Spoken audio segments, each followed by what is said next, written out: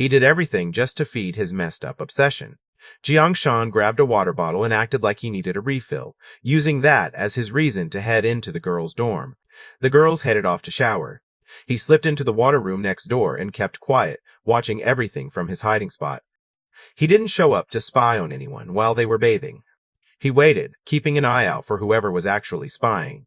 Back when he was alive before, something terrible had happened at this school. That night, someone sneaked into the bathhouse, lurking where they shouldn't be. When the students spotted him, he took off, heart pounding as he tried to get away as fast as he could. Jiang Shan once had a moment where he could have changed how things turned out. Back then, all he could do was freeze up, heart pounding in his chest. Fear took over everything else. The man burst into the girl's bathroom, catching one girl alone while she was taking a bath. With no time for her to react, he attacked her, leaving her lifeless in the water. Nobody really remembered what happened for long. It just faded away, like old news that gets buried under a bunch of new stuff. It turned into something Jiang Shan could never forget, haunting him long after it happened. He ended up not finishing school. Instead, he left and joined the army. After he joined the special forces, he kept getting in trouble for not following the rules. But deep down, he was still mad. That anger just wouldn't go away no matter what he tried. He just didn't get it. It didn't make sense to him how those monsters who messed up other people's lives could just walk around like nothing happened. As time went on, everyone started to know him as the Lone Wolf. During a raid on a crime syndicate, he found out his own teammates had turned against him. The whole squad didn't make it. Even he got taken out by someone he thought was on his side, a traitor who stabbed him when he least expected it. Even though he didn't want to, something gave him another shot. Suddenly, he found himself living his life again, but this time it was 10 years earlier. Jiang Shan just stood there, not moving, his mind totally blank. Someone nearby noticed him acting weird and checked if he was all right. Without thinking, Jiang Shan quickly said he wasn't some creep or anything. He tried to explain himself, saying he wasn't spying on anyone in the bathroom. He just thought it was strange how the other guy had been standing still for so long. The boy didn't even hesitate to answer. He looked right at the other person, kind of annoyed, and made it clear he was a student too. There was no doubt about it. He just said it like it was totally obvious. Jiang Shan gripped his friend's shoulder and stared him down, wanting to know exactly what day it was. It was April 13th, 2015. He thought about heading over to the counseling office, not really sure what else to do. The boy with glasses glanced at Jiang Shan in a way that made things awkward for a second, then headed out of the restroom with the rest of his friends. Jiang Shan looked at himself in the mirror, not really sure what to think. His eyes just stayed on his own face like he was trying to figure something out but couldn't find the answer. He stared ahead, eyes wide, barely able to believe what was happening. Somehow, he'd actually made it back. He gave himself a sharp slap on the cheek. He felt a sudden sting, and that was it. Everything happening was real. He knew he was still standing, and that meant the other guys were in serious trouble. A group of girls strolled over from across the way, holding hands and laughing as they talked about the latest celebrity gossip from a variety show. Jiang Shan heard the noise and glanced over his shoulder to see what was going on. A blonde girl glared at him, clearly annoyed. She didn't hold back, calling him out for staring. It was obvious she didn't think he was good-looking, and she even brought up Jackie, making it clear he wasn't part of their conversation. The way he stood near the restroom door, nose bleeding and mumbling to himself, just made things weirder. She rolled her eyes, ready to drop the whole thing, and told her friends they should just head to the showers. He watched them walk away. Then it hit him. Today was April 13th. He remembered that something really bad had happened on this exact day. He knew that if things were ever going to change, this was the moment it had to start. He grabbed his water kettle and walked straight into the girls' dorm, not even hesitating. He looked over at the windows, checking them out, but everything seemed totally normal. He stood at the doorway, hoping to grab some water since the teaching building's supply had been cut off again. He got cut off again. This school really sucked. He kept his eyes forward, not wanting to look around and draw any attention. Jiang Shan stood in the water room, filling up his kettle. He glanced at the clock every few seconds, making sure he wasn't running late. 10 years ago, this was the spot where he couldn't save a girl. That memory stuck with him, never really fading, no matter how much time passed. He wasn't going to mess things up again. This time, he wanted to fix what went wrong before and prove to himself he could do better. Out of nowhere, a loud scream cut through the hallway. Someone was yelling for help because a guy was spying on the girls in the shower. The whole place froze for a second, everyone trying to figure out what just happened. Jiang Shan heard the noise and didn't waste a second. He spun around and took off, running straight for where the sound had come from. A group of girls started yelling at a guy, telling everyone to stop him from escaping. As soon as he heard them, the guy got really mad. A moment later, he reached into his pocket and pulled out a knife. The guys around him froze, realizing he wasn't messing around. He held the knife low, making it clear he wanted everyone to back off. Nobody wanted trouble, so they started stepping away, not wanting to push their luck. Zhongshan grabbed his kettle in a hurry. He grabbed whatever was nearby and chucked it right at the guy. The kettle crashed into his head with a sharp sound, sending hot water splattering over his face. The man let out a sharp yell, clutching his side as pain shot through him. His eyes darted around, searching for whoever had attacked him. Anger burned in his expression. He looked like he was ready to fight back, no matter who was behind it. Before he could finish, Jiangshan was already sprinting ahead. He launched a hard kick right at the side of the guy's head. The man lost his balance and stumbled backwards, his feet scrambling for grip. He couldn't catch himself in time and ended up falling hard onto the ground. He got back on his feet right away. He started slashing the knife at Jiangshan, not caring where it landed. Jiangshan moved out of the way like it was no big deal. He grabbed the guy's wrist and twisted it, making him drop the knife. The blade hit the floor with a loud clatter, and the guy winced from the pain. Jiangshan lifted his leg up, getting ready for his next move. He landed another hard kick right to the guy's head. The man dropped to the ground, totally out cold. Zhongshan just kept going, not holding back at all. Every punch landed hard, years of frustration and anger fueling him. He hit the guy over and over, all that old stuff he'd bottled up finally coming out. A few moments later, the guy's front teeth were busted, his nose looked crushed, and his face was so swollen he barely looked human anymore. The man, blood dripping from his busted mouth, could barely get his words out. He looked desperate and scared as he tried to get his classmate to stop, like he couldn't take another hit. Jiangshan started to cool off, his anger fading as he took a few breaths. Right then, someone with a quiet, gentle voice started to speak. Zhongshan glanced up and stopped in his tracks. Standing there was the same girl he remembered from before, the one who died in his last life. Her face turned red and she looked down, clearly embarrassed. She knew he was just trying to be brave, but the way he kept looking at her made her feel awkward. It was almost too much, and she wished he would stop staring so much. Zhongshan felt something shift inside him when she spoke. A few minutes later, the cops pulled up and took the guy straight to their car. Most guys couldn't believe someone like him took down an armed criminal with just his bare hands. It wasn't just luck either. He used a move that looked pretty legit, like he knew what he was doing. You could tell he practiced that kind of stuff before. Zhongshan stayed cool, saying he'd seen those moves on TV and just thought they looked cool. He made it sound like it was nothing special, just something he picked up by watching. Most scouts never pick up skills like these, no matter how long they've been around. Somehow, he picked them up just by watching TV. Now, looking at what's happening, it's hard to believe TV could teach someone how to handle this kind of mess too. The officer didn't waste any time. Out of nowhere, he rushed straight at Zhongshan, catching everyone off guard. Zhongshan stood his ground. He looked straight at the officer, eyes cold and steady, not backing down for a second. The officer stood completely still, sweat running down his face. He could sense something intense coming from the kid, like the air itself got heavier. It made him pause and really look at the kid, wondering what kind of person could give off that vibe. Jiangshan stared at the officer, his face calm but serious. He watched how the officer handled things, not looking scared or nervous, just quietly pointing out that what the officer was doing wasn't right. He kept his cool, standing his ground even though things were getting tense. The girl who'd just been rescued reached out and grabbed the officer's sleeve. She didn't look scared anymore, just serious, like she needed everyone to hear her out. She wanted the cop to know she was on the boy's side, not the guy who started all the trouble. She made it clear she'd seen everything and was ready to back him up, pointing out that it was the other guy who pulled the knife first. Still, it wasn't right to just go off and nearly beat someone unconscious. Not long after, Zhongshan walked through the door and into his house. He walked into the kitchen and saw his mom sitting at the table, waiting for him. He finally walked in the door, way later than anyone expected.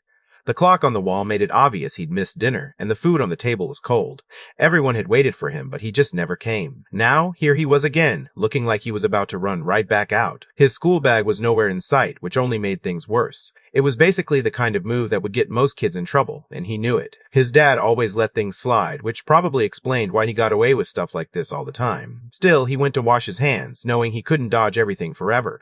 When Jiangshan heard that all too familiar nagging voice, something just snapped inside him. He couldn't help it. Before he even thought about it, he reached out and hugged her tight. His dad noticed something was off as soon as he walked in. He could tell his son had been upset, maybe even on the verge of tears. The way his dad looked at him showed real concern, almost like he was ready to step in if anyone had messed with his kid. Even though he tried to act tough, seeing his dad worry made everything feel a bit heavier. He looked different today, quieter than usual. It seemed like something was off. Maybe he wasn't feeling his best. All that schoolwork and studying probably had him stressed out. Jiang Shan's throat tightened as he tried to speak. He wanted to reassure his mom, so he told her he was okay and promised he'd listen to her from now on. Even though his voice was shaky, he meant every word. He knew everyone just wanted him to keep things simple. Nobody expected him to become some superstar or anything. If he could just stop causing trouble and finish school, his dad would handle the rest. There'd be a steady job waiting for him at some government office, nothing fancy but safe and predictable. That's all his family really wanted. Jiang Shan sat there, his mom going on and on like usual. Even though she never seemed to run out of things to say, he could tell she really cared. Sitting in that moment, he felt this comfortable sense of warmth inside, like everything was okay. After dinner, Jiang Shan stretched out on his bed and let out a quiet sigh. He found himself thinking about how different things used to be, back when life was a lot simpler and he didn't have to think about anything dangerous. Those memories felt far away now, almost like they belonged to someone else. He remembered how regular people had to work so hard just to have a little happiness in their lives. Villains could tear everything down like it was nothing. He got another shot at life, and this time he was set on making things different. He wanted to go for it and make sure he didn't have anything to look back on. The next morning, Jiang Shan showed up at school. The old gatekeeper noticed him and flashed a thumbs up, kind of like when someone approves your post online.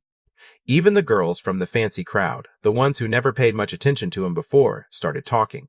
They leaned in, curious about Jiang Shan from class 15. Suddenly, people were noticing he actually looked pretty good, and after seeing how he handled himself in that fight yesterday, everyone was starting to see him in a new light.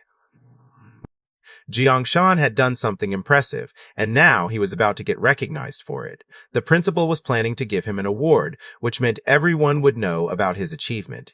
It was the kind of moment that made all the effort feel worth it. When the director said those words, Jiang Shan just froze. He hadn't thought that helping someone out would get this much attention. Now he couldn't help but wonder if his classmates would start acting different around him too.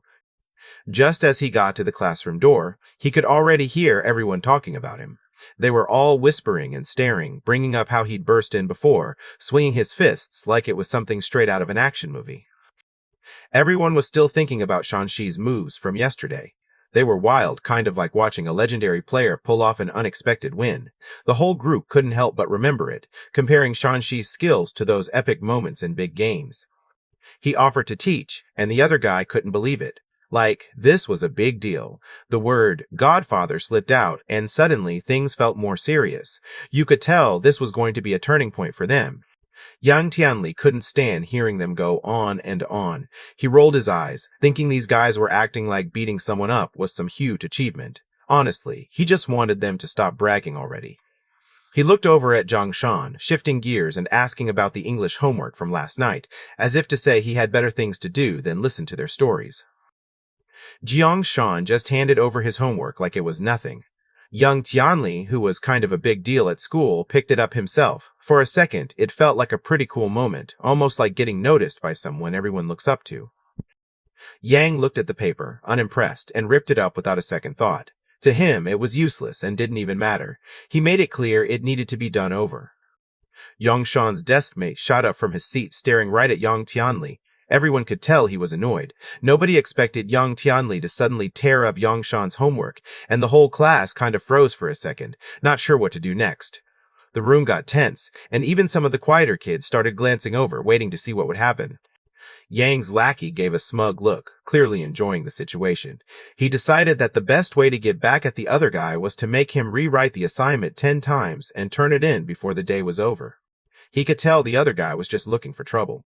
Yang Tianli started talking, and everyone knew to listen. He had this way of taking over the room, making it clear that guys like him didn't put up with random interruptions. Anyone who tried to cut in usually got shut down fast, no questions asked. Right before things got heated, Jiang Shan held his friend back. He knew there was no way around it. He had to swallow his pride and say sorry. Yang Tianli let out a short laugh, clearly not taking things seriously. He didn't see any reason to apologize, and it showed on his face. Jiang Shan's tone suddenly shifted. He sounded colder now, almost distant, as if he didn't care anymore. All of it was just because of that stubborn pride. Yang's lackey suddenly snapped to attention, energy lighting up in his eyes. He swung his fist right at Jiang Shan. Jiang Shan moved out of the way without breaking a sweat. But then, out of nowhere, a girl walking by stepped right into the path of danger. Jiang Shan moved fast, stepping in and quickly pulling her out of the way. Her nose caught a scrape. Jiang Shan's eyes narrowed, his stare turning cold. He knew this crossed a line. If someone hurt innocent people, they didn't deserve to get away with it. He grabbed the lackey's arm and locked it behind his back, holding him in place. He gripped it tighter, putting all his strength into twisting it as hard as he could. There was a nasty crack, and the boy's arm just broke. Yang Tianli watched as his buddy got taken down. Not wasting a second, he grabbed a bench nearby and went straight for Jiang Shan, swinging it at him. Jiang Shan used to be a special forces captain, so he saw it coming before it even happened. He turned fast, grabbed Tinley by the neck, and punched him hard. Right at that moment, a loud voice cut through the chaos. Someone was clearly mad, calling out Jiang Shan for always getting into fights and acting like he owned the place. The whole room tensed up, everyone waiting to see what would happen next. A few girls stepped up right away, trying to clear things up. The one in charge of discipline, Han Chung, was among them. The man didn't let them finish and shut them down quick. Everything went quiet as Jiang Sha headed into the office. Off to the side, Yang Tianli looked pretty pleased with himself, that annoying little smirk on his face. The director sat in the office, clearly unhappy. He looked at him with that disappointed face, like he couldn't believe anyone would go up against Tianli so directly. The atmosphere was heavy, and it was obvious the director thought challenging Tianli was a big mistake. Jiang Shan glared, not backing down. He couldn't believe people expected him to just sit there and take it whenever someone tried to mess with him. That wasn't really his style. The director let out a long sigh. He knew the kid's dad was a big deal. Definitely not someone you'd want to mess with. Even the principal stayed out of his way. Getting involved in this would only bring trouble. He spoke seriously, reminding him that all guys get fired up sometimes, but there's a time to chill out. Then he told him to write down what he did wrong and start acting better from now on. Back in class, Jiang Shan walked in to find everyone pumped up and excited. Guys were nodding at him, some giving him a thumbs up. People were clearly impressed. He could tell by the way they looked at him, almost like he'd just pulled off something epic that they all wished they could do. It felt good getting that kind of recognition, and he caught himself grinning as he headed to his seat. Jiang Shan's friends all looked relieved as they glanced his way. Even though things had been tense just a minute ago, everyone seemed to relax now that they knew he wasn't hurt. The worry on their faces faded, replaced by quiet smiles and nods. It was clear they cared, and just seeing Jiang Shan back on his feet made everything feel a little lighter. But seeing what happened just made Yang, Tianli's right-hand guy, even angrier. He could already tell that all eyes were on the other guy again. It always seemed to happen no matter what. Deep down, he wished he could just disappear for a second, hoping nobody would notice how much it bothered him. After school, he started thinking about getting a bunch of his friends together to stop that guy. He wondered if the guy could really handle it if 10 people showed up at once. Yang Tianli shook his head, realizing he'd acted without thinking. Now that he'd had a moment to cool off, he could see that just charging in and using strength alone wasn't the smart move. That kind of thing was for people who didn't know any better. In this world, there are rules for everything, but the people who figure out how to work around them, they're the ones who end up running the show. He grabbed his phone and called his dad's secretary. He turned to Uncle Zhao, curiosity written all over his face. Something had been bugging him, and he figured now was as good a time as any to ask. He wondered how someone was supposed to go about sending a person to juvenile detention. Was there a certain process or steps you had to follow? The whole idea seemed kind of intense, and he wasn't really sure what the right move would be. Right then, Lin Shi, the girl Jiang Shan had helped out earlier, walked over to him. He remembered how helpful she'd been the day before and wanted to let her know he appreciated it. Later, he wondered if she'd be around tonight, hoping they could hang out again. He handed over his dad's card, hoping to make a good impression. His dad wanted to meet and thank the other person face to face, showing real appreciation. Jiang Shan looked down and noticed the words, Eastern Theater Command, printed there. His chest tightened for a second. Lin Jin Bong stood out as one of the youngest major generals around, and everyone in the military seemed to know his name. He was one of those guys people expected big things from, always getting noticed by the higher-ups. But after a while, word got around that he decided to step back and leave the main group behind. Jiang Shan took the card without making a big deal out of it. For him, taking care of bad guys was just something he was supposed to do. He didn't think General Lin needed to stress about it at all. He turned around and walked back to class. Jiang Shan had barely taken his seat when his desk mate scooted closer, clearly curious. He wanted to know what Lin wanted and started teasing Jiang Shan, half joking about Lin's dad wanting him as a future son-in-law. The look on his face said he was hoping for some juicy gossip. Jiang Shan looked over at him and noticed he was clearly jealous. He rolled his eyes, thinking the guy really needed to stop showing off. Right then, Yang Tianli walked up to Jiang Shan and told him the principal wanted to see him in the office. Jiang Shan could tell from Yang Tianli's face that this wasn't something he could ignore. Without wasting time, he got ready to head over, his mind already racing with what this could be about. As soon as Jiang Shan walked into the office, the principal looked straight at him, his finger jabbing through the air. The room felt tense, and Jiang Shan could sense everyone's eyes on him. The principal's voice blasted through the silence, blaming Jiang Shan for what happened to Han Chong. The weight of the accusation hit hard, and Jiang Shan stood there, not sure what to do next, the seriousness of the moment sinking in. Jiang Shan glanced down at the report he was holding and couldn't help but smirk. It talked about a skull fracture, but honestly, it looked like the paper had just come out of the printer. The ink was still fresh, making the whole thing feel almost fake. He realized right away that Yang Tianli was behind this. Just yesterday, he hadn't even come close to Han Chong's head, so there was no way a fracture could have happened then. The principal's voice got louder, filling the room with tension. He pointed out the evidence, clear as day, right there in front of everyone. There was no way to talk around it now, and everyone waited to see what would happen next. Jiang Shan didn't even let him finish talking. He just shot him a cold look, turned on his heel, and said he was heading straight to the hospital to see Han Cho. He needed to figure out for himself whether it was actually his own screw-up or if the blame was on the other guy. He stared straight at the principal, sizing him up. There was a bit of tension in the air, almost like a silent warning to back off. Deep down, he wondered what made everyone so certain about Yang, Tianli's dad, always having control over everything. Jiang Shan spoke up, catching the principal completely off guard. The kid's straightforward way of talking made the principal freeze for a second. He definitely hadn't seen that coming. Just then, 2 police officers rushed into the room. They moved straight toward Jiang Shan and told him he was being taken in for questioning about an assault. The whole vibe in the room shifted as everyone watched the officers lead him away. Jiang Shan kept his head down, not saying anything, while people started whispering and pulling out their phones to record what was happening. Yang Tianli walked in behind them, a smug look on his face. He was pretty sure Jiang Shan had no idea what was coming. For Yang, this was the moment he'd been waiting for, a chance to finally settle things on his terms. Jiang Shan stared at Yang Tianli, his eyes cold and sharp. He wasn't rushing things. He knew this was just the start, and there was a lot more to come. Not long after, they took him straight to the interrogation room. An officer slid a confession form across the table, staring him down. They wanted the truth, pressing him to explain why he had tried to take out his classmate. The room felt tense, and the weight of the question hung in the air, making it hard to think straight. Jiang Shan just smirked, looking like he had already figured things out. He didn't bother arguing or getting defensive. Instead, he pointed out that everyone was focused on the wrong thing. If they really wanted to know the truth, they should just look at the transfer records on Han Chong's phone. He sat there, arms crossed, staring straight ahead. Even though the room felt tense, he stayed calm and kept quiet. He knew the rules and wasn't about to give them anything before his lawyers showed up. He looked around the place, checking to see if there were any cameras. There weren't, which actually made sense to him. After all, nobody here even had a warrant. The guy looked at them, clearly not impressed. He noticed right away that they weren't even wearing their uniforms and didn't have any IDs on them. Everything about how they worked seemed sloppy, almost like they'd just made it up as they went along. Even the way they tried to question people seemed like they had no clue what they were doing. He honestly couldn't believe that the police station would let people like this in. The 2 officers stood there, caught off guard. They couldn't figure out how this kid seemed to know so much about their job, almost like he'd been hanging around the station for years. Jiang Shan kept his cool and asked for someone higher up, figuring the manager would probably understand how things were supposed to work.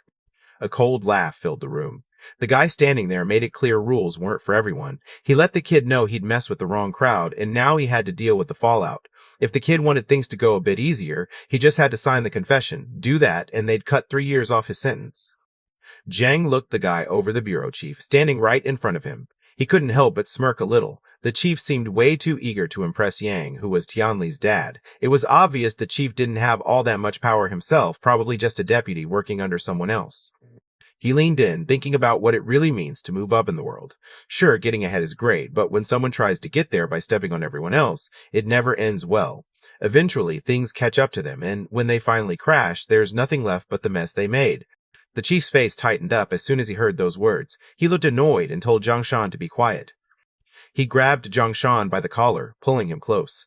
The guy's anger was obvious, like he was ready to teach Zhang Shan a lesson right then and there. Right as he was about to finish, someone called out to him from outside, letting him know there was a call for the chief. He glanced at his phone, a little annoyed since he was in the middle of something. When he saw the message was from Theater Command Headquarters, he paused, realizing it might be serious. Zhang Shan laughed quietly to himself and waited patiently while the chief answered his phone. The chief stopped in his tracks. Theater Command was calling, and the timing couldn't be more suspicious. He couldn't help but wonder if this had something to do with the new kid. Jiang Shan noticed the chief pause for a moment and couldn't help but smirk. He clearly saw the chief getting stuck, probably not wanting to respond. With no other options, the chief answered the phone. Right away, he was told to let Jiang Shan go, no questions asked. The chief wasn't ready to give up yet. He kept pushing his point, not backing down even though things were getting tense. The guy on the other side suddenly burst in, slamming the office door open like he'd had enough. He looked fed up, clearly done wasting time with people like this. That guy turned out to be He Changshan, the one who always sticks close to Colonel Lin Jumbang. The chief stiffened up, standing his ground as best he could. He wasn't used to people just storming in like that, especially when it broke the usual rules. It bugged him, but he tried not to let it show. He Chung-shan ignored everything else going on around him. He pulled out his pistol and pushed it right up to the chief's forehead, not hesitating for a second. The chief gave in right away and rushed to the interrogation room with He Chung-shan. He tried to act like everything was normal and that nothing was wrong at all. He Chung-shan spoke up, his words hitting hard. The room went quiet. If nothing actually happened, then what was the point of arresting the guy? He called out how bold it was to mess with someone connected to Colonel Lin. The chief's confidence faded fast, and he tried to brush it off as just a misunderstanding. They showed up a bit after everyone else, but honestly, it was perfect timing. Before heading to the principal's office, Jiang Shan quietly handed Lin Jinbang's card to his deskmate. He let him know that if he didn't come back soon, the deskmate should go ahead and make the call. Jing Shan let out a quiet breath, finally able to relax. He was glad he'd stayed careful because if he hadn't, Tian Li's plan might have actually worked. He Chung-shan reached into his bag and took out some official-looking documents. He set them down on the table, making it clear that there was a right way to handle things. All they had to do was sign the forms and let the guy walk free.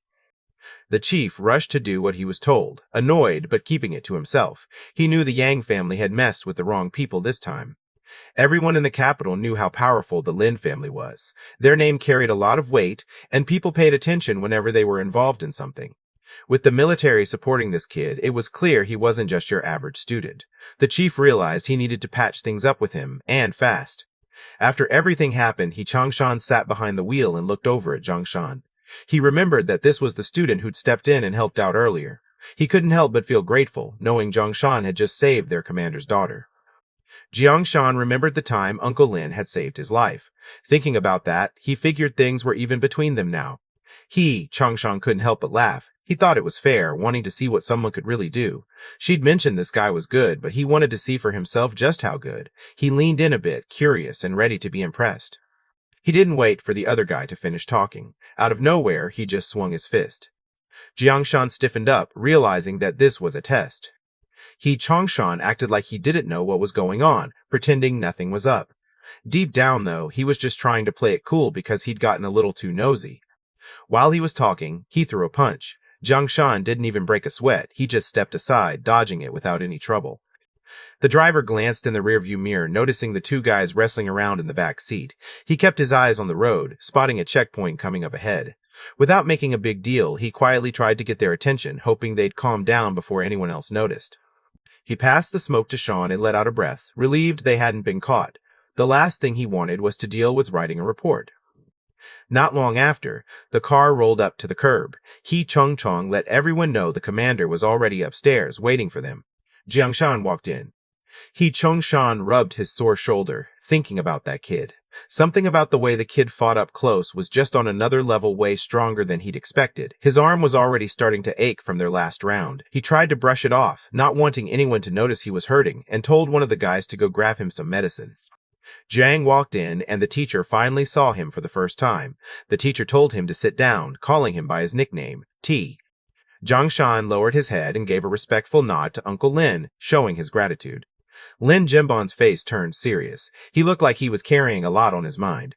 Deep down, he knew he should be grateful. After all, that was his only daughter. If no one had stepped up to help, things could have ended way worse. He honestly felt like he owed everything to the person who acted. Jiangshan kept his cool and just nodded, not making a big deal about what he did. For him, standing up for someone else was just the right thing to do. It wasn't about looking for praise or attention. He believed anyone decent would have done the same. Lin nodded, standing his ground right in front of the thug. Not many people would do that, but he wasn't backing down. That kind of courage? You have to respect it. He kept his eyes locked, ready for whatever would happen next. He passed Jiangshan a folder marked as Top Secret. Lin Junbong kept his voice down, looking serious. It seemed like Deputy District Chief Yang had been acting more on edge than usual these days. Just like a tree needs its branches trimmed to grow healthy and strong, sometimes you have to let go of certain things in life to move forward. Even though things were rough today, there was no need to stress too much. Yang and his son wouldn't keep acting like they owned the place forever. Jiangshan's eyes lit up when he heard that. Back in his last life, this was about the time when Yang Tianli's dad got caught. Back then, around $6 million of illegal cash just disappeared without a trace. Nobody had any clue where it went. But in 2024, people found all that money again hidden away in an old, empty house that used to belong to the Yang family. Lin shot a quick look over at Jiang, curious about what was going on in his head. Jiangshan let out a small smile, imagining what kind of reaction Deputy Chief Yang would have if someone broke into his place. It was 3 a.m. that night. Jiangshan showed up in all black, from his shirt down to his shoes, with a bag hanging off his shoulder. He quietly moved toward the door, making sure his mom, who was asleep on the couch, didn't wake up. Out of nowhere, she started talking in her sleep. She mumbled about the father and son being out all night, not doing anything useful, and even said something about them breaking their legs. Jiangshan stopped what he was doing for a second, caught off guard. Then he figured out she was just dreaming and shrugged it off. He let out a breath he didn't realize he'd been holding, and made his way out without any trouble. He pulled up to the Yang family's house not long after. Jiangshan took a good look at all the security cameras set up around the place. He wanted to figure out how they worked and where they were pointing before making his next move. He glanced over the crowd and couldn't help but notice how packed it was. It made sense now why things were so messed up. Clearly, the people in charge weren't doing their jobs right. He noticed a spot where no one could see him. Thinking it looked safe, he decided that was the best place to make his move. He set the timer on his watch and checked it again, just to be sure. He stepped onto the trash bin and pushed himself up, using it to launch higher. He used his speed to flip over the wall and landed right in the courtyard. He remembered that the reports talked about cash stashed away in some old decoration, but none of them gave the exact spot. There was a ton of cash, definitely not something you could just tuck away in a regular decoration. He spotted the fountain right in the middle of the place. That had to count as some kind of decoration, right? The idea hit him out of nowhere. It was weird seeing the fountain still going at midnight. When he got closer, he noticed there was actually something tucked away inside. While he was standing there, he heard a guard complaining from somewhere nearby. The guy sounded exhausted, clearly not happy about having to do another night shift. He couldn't figure out why they even bothered, since nobody would be dumb enough to break into the deputy chief's place anyway. To him, it just felt pointless. Out of nowhere, water splashed loud enough to make everyone look over. One of the guards tensed up, trying to figure out who had just shown up. Jiangshan glanced over his shoulder and spotted a white cat staring back at him. The guards let out a quiet breath and headed off to check out other parts of the area. After the guy left, Jiangshan stood up slowly from the edge of the fountain, trying not to draw any attention. He couldn't believe he'd found something like this, tucked away where no one would ever think to look. It made sense nobody else had gotten their hands on it. Stumbling across it so easily felt unreal, almost like luck, or maybe something bigger, was on his side. He stared at the number $6 million. That was way more cash than he ever thought possible. There was no way his backpack could fit all of it. He looked around and noticed a handcart close by. He stacked the cash on top and started to push it forward. A small grin crept onto his face as he stared at what he had. He started thinking about all the things he could do with it. Maybe he could buy a house, or try his luck with crypto. These days, some people seem to get rich just by making the right moves online. Just imagining the possibilities put him in a better mood. Right then, a car drove by him. The car slammed on its brakes and stopped just inches from where he stood. Tian Li stumbled out, clearly drunk. He yelled after Zhongshan, telling him to rot in jail, his voice echoing down the street. He shoved the cart with his foot, looking down with a cold glare. In that moment, he made it clear that he thought the other guy was worthless, no better than the trash in the cart. To him, it was like that was where the other guy belonged, right there with the garbage, not worth a second thought. Out of nowhere, young Tianli realized the card in his hand wasn't just some random trash. It was actually a fat stack of cash. He stared at it, not sure if he was imagining things. Finding money just lying around on the street didn't make sense to him. Jiang Shan had snuck up behind him without making a sound. Zhang Shan didn't waste any time. He stepped in fast, and before anyone could react, Yang Tianli was already on the ground, completely out. He stared at the other guy with a cold look, making it clear he wasn't impressed. Before anyone called someone else trash, he thought they should probably take a good look at themselves first. He doubted they ever would. People always talked about how some kids just did whatever they wanted, breaking rules like it was nothing. He remembered how everyone used to call him a spoiled brat, throwing words around about driving without a license and doing stuff he clearly wasn't supposed to do. Teachers and parents would shake their heads, acting like he'd never amount to anything, and his mom's warnings echoed in the back of his mind. It was like no matter what he did, people just expected the worst from him. He followed up by landing 2 solid kicks, just to make his point clear. He reached into his bag and pulled out a kitchen knife. He didn't think it was worth taking things too far, but he was more than ready to show the other guy how things worked around here. He grabbed Yang by the hair and yanked his head up. He grabbed his razor and went for it, getting rid of every bit of hair until his face was completely smooth. Jiangshan finished up and stretched, his neck aching a bit from the work. Dunn was kind of surprised. He hadn't thought something so detailed could wear him out like that. When Mr. Young wakes up, he's probably going to get a good look at himself and react to the changes. The next morning, Jiangshan's mom came by his room and knocked on the door to wake him up. He barely opened his eyes and pulled the blanket over his head, hoping for just a little more sleep. He knew if he didn't get up on time, breakfast would be gone. His mom had plans to head out to the temple later, so if he wanted to eat, he had to move fast. Jiangshan stood in the hallway trying to piece things together. The kitchen knife sat on the counter, weirdly covered in hair, and the floor by the front door was totally wet, like someone had just come in from a rainstorm and tracked water everywhere. He remembered feeling someone moving around during the night, but he couldn't tell if it was real or just his imagination. His mom, always on high alert, was already checking everything, searching for clues like some kind of pro investigator.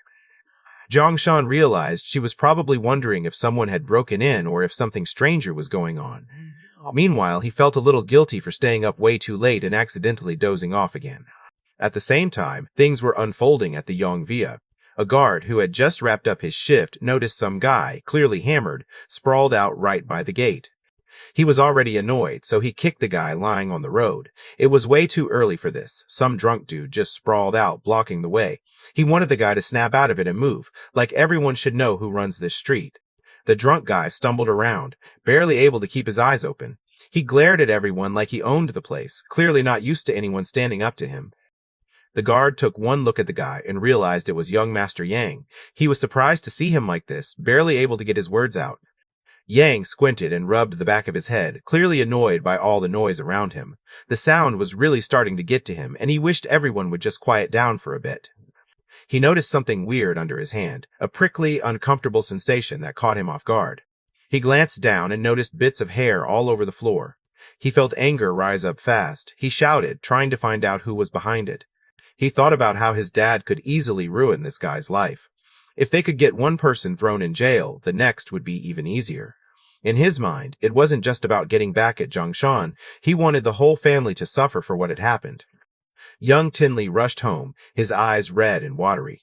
He was upset, clearly having a rough day. Someone at school had messed with him again, and he just wanted his dad to make it stop. He hurried inside, looking for comfort, hoping his dad could fix everything. He stopped right in the doorway, not moving an inch. 2 people, a guy and a woman in uniforms, were leading his dad out of the house. His dad's hands were locked in cuffs, and he kept his head down as they walked him past everyone. Yang jumped forward, desperate to stop his dad from leaving with the stranger. He didn't care who the guy was, or what reason he had for taking his dad away. Yang wasn't about to let it happen, and you could see how ready he was to fight anyone who tried. The officer stepped forward, looking straight at On Tianli. There was no point in hiding. Everyone in the room could tell who he was. Ong Tianli's face tightened, but he didn't back down. The officer explained they were from the Anti-Corruption Bureau and that Ong Tianli's dad was in serious trouble. They wanted Tianli to cooperate with their investigation. Yang Tianli's face went pale. He just stood there, frozen, looking like he'd seen something he really didn't want to believe.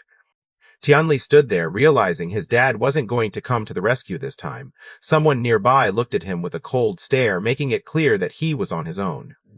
Back at school, things were carrying on as usual. Jiangshan was dozing off at his desk when his deskmate suddenly jolted him awake, eyes wide with excitement. Word was flying around that Yang Tianli's dad had just been arrested. Jiangshan didn't seem too fazed, just giving a half-hearted nod like it was no big deal. His deskmate just stared at him, totally confused. It was like he couldn't figure out why the guy wasn't reacting at all. Jiangshan stayed calm, thinking that bad actions usually catch up with people anyway. He didn't really see why anyone would be surprised by it. Meanwhile, his deskmate just looked worn out, barely reacting like he was over it all. He looked worn out, with tired eyes and messy hair, like he hadn't slept much. There was this weird, damp smell hanging around him too, like he'd been out in the rain or something. He tried his luck fishing by the river. Thing is, fishing's not allowed in Zhonghe. If someone catches you, you're in trouble, so he kept looking over his shoulder, hoping no one would notice. Back in his previous life, that political mess almost took over the city. This time, something was different. Deputy Yang got arrested a bit sooner than he usually did. Somewhere far away, a butterfly fluttered its wings, starting something big without anyone noticing. Maybe just by coming back to life, he'd already changed how things were supposed to go. He decided not to overthink things. There was a much bigger issue right in front of him. What was he supposed to do with 6 million? He wanted payback, so the cash needed to help with that. But $6 million wasn't close to enough to build up the crew he'd need to go up against Qin Shao. He wondered if it was smarter to put the money somewhere it could grow on its own. He thought about buying the building and renting it out someday. He'd grown up without much money, so for him, the most down-to-earth goal he could come up with was owning a place and renting it out someday. He wished he'd put more effort into studying. Still stuck in his thoughts, he found himself standing at the entrance of an alley. Inside, a group of thugs had surrounded a man and were knocking him down, not letting up even as he tried to protect himself. Jiangshan shook his head, thinking about how this old neighborhood just kept getting worse. Lately, there were way too many troublemakers hanging around. He figured he'd let the guy take a few hits first, then he and his crew would jump in. The guys cornered him, making it clear they were after his cash like it was the only thing that mattered. He tried to back off, hands up, saying he was broke, hoping they'd let him go. Desperation showed on his face as he begged them to give him a break. People nearby started whispering to each other, pointing out that the guy getting shoved around was supposed to be a bureau chief. It was weird seeing someone important like that getting picked on, especially by thugs. Everyone seemed to think it was pretty embarrassing for him. One of the punks reached into his jacket and yanked out a steel pipe, holding it tight in his hand. The old man stood his ground, not showing any fear at all. He looked totally calm, like nothing could shake him, even with things getting tense. It was almost like he wouldn't believe this was serious until he was actually in real danger. He let out a low sound and dropped to the ground, clearly out of energy. The thugs stopped in their tracks, eyes locked on the guy sprawled out on the ground. He wasn't moving at all, and nobody could really tell if he was still alive. The guy holding the pipe clenched his jaw and lifted it again, getting ready to bring it down hard. Right when it looked like the hit was about to land, Jiangshan suddenly rushed in, closing the distance in one quick move. The thug went flying through the air after he got kicked. The guy on the ground stared up, totally surprised. Of all people, he never thought Jiangshan would be the one to help him out. Jiangshan couldn't help but smirk as he spotted Director Dong walking in. It wasn't every day you'd catch someone like Dong stepping out of his usual comfort zone, especially not wandering into a place like this. Jiangshan wondered what could have made Dong leave his fancy office and show up somewhere so unexpected. The sight was almost funny, like seeing someone totally out of place and trying not to look awkward. Jiangshan never thought he'd see someone like Director Dong getting pushed around by a bunch of street punks. He jumped in right away, sending one guy flying with a hard kick and taking down the rest before they even knew what hit them. Director Dong looked up, caught off guard. He hadn't expected to see Jiangshan walk in like that. Jiangshan kept his cool, not showing any sign of nerves. He looked at the other guy with a steady gaze, almost like he was expecting the same question back. It was pretty clear he wasn't surprised to see things had turned out this way, and he didn't seem bothered by the situation. Instead, he seemed more curious about how the other person had ended up here, especially since he was supposed to be a director. It was like Jiangshan wanted to know what went wrong on his side, too. Don's eyes darted around the room. He kept his voice low, almost like he didn't want anyone else to hear, as he explained that he was doing undercover work as a plainclothes cop. Jiangshan had been suspicious for a while.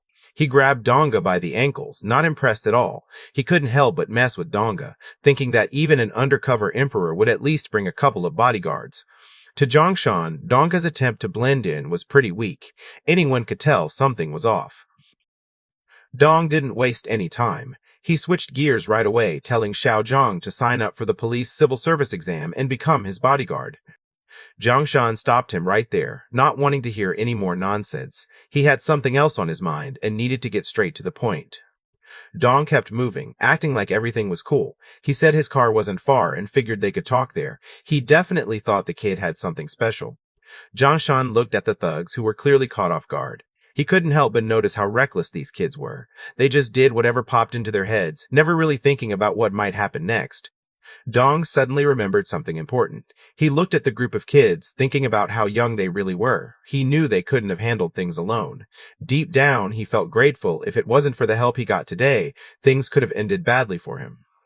Jiangshan cut in, pointing out that the old neighborhood security had gotten pretty bad lately. There were just way too many issues popping up, and it was clear things needed to get sorted out.